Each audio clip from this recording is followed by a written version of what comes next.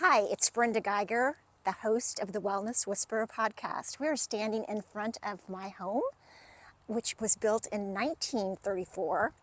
And it wasn't until last year that the light bulb hit us that we should test our home for mold, because 70% of the homes around the world have mold of some sort. So we wanted to find out if some of our respiratory problems were being caused by mold.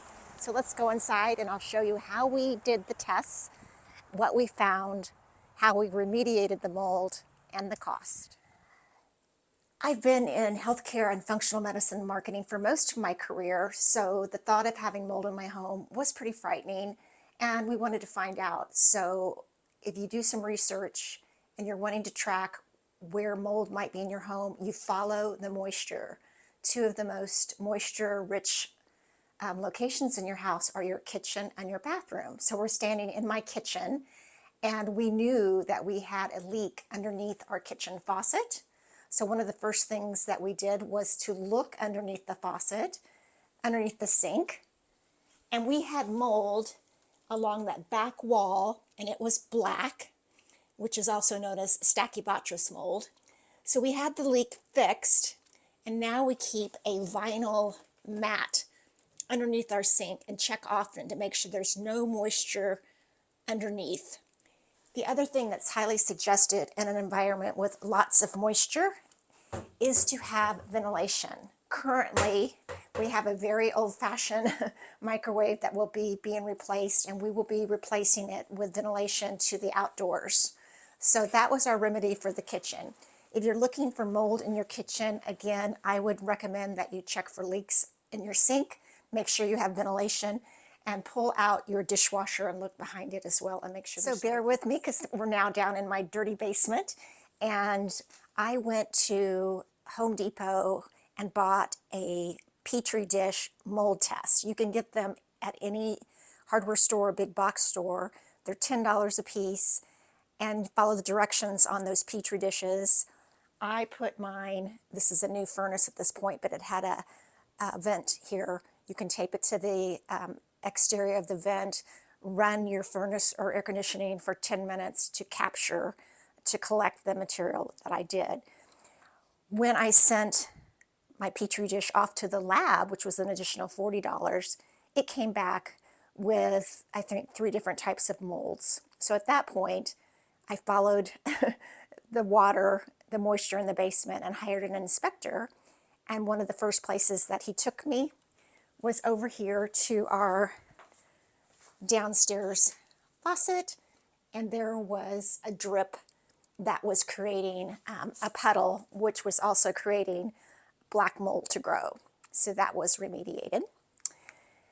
And then there were also 2 places in the corner of our basements where our downspouts were not doing appropriate jobs. So when a heavy rain would occur, it would puddle in 2 corners of our basement, creating mold as well.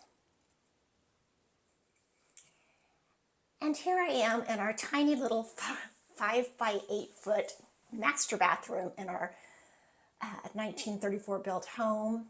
And I did have an inspector come out from mold inspection and testing.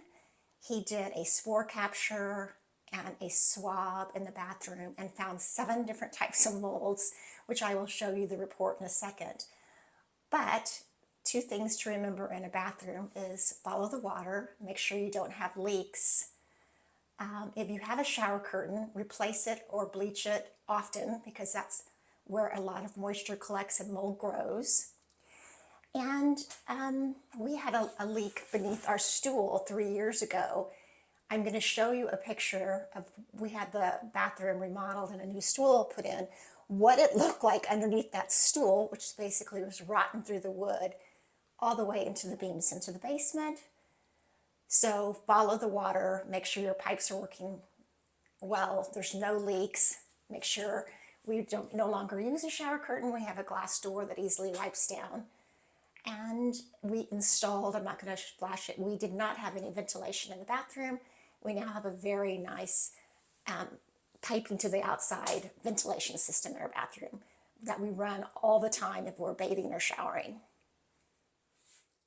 So here's a picture of the mold collection process taking place in our old bathroom, where there were at least 6 different types of molds collected.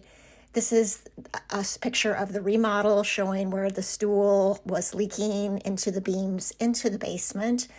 A picture of the old bathtub where the mold was actually coming through the tiles along the grout in the bathtub, and a picture of the new bathroom, which we completely gutted the bathroom and used mold-free substances.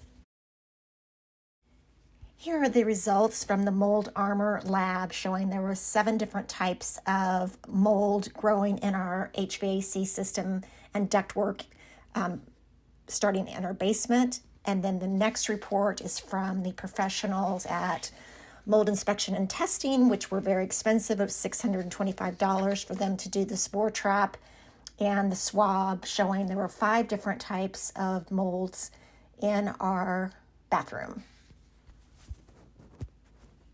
In 2024, we had our driveway redone, so we decided to use this as an opportunity to fix the water coming into the basement problem. And in the past 5 years, it had been coming in from this corner of the house and the front of the house. So we had French drain tiles put in that run out to the yard on both corners, under the driveway and out to the yard. And we had the cement butted up against the house instead of the gravel that was there before, and it's sloped away from the house. So we're hoping that prevents water from getting in both corners and stops our water in the basement and therefore our mold problem.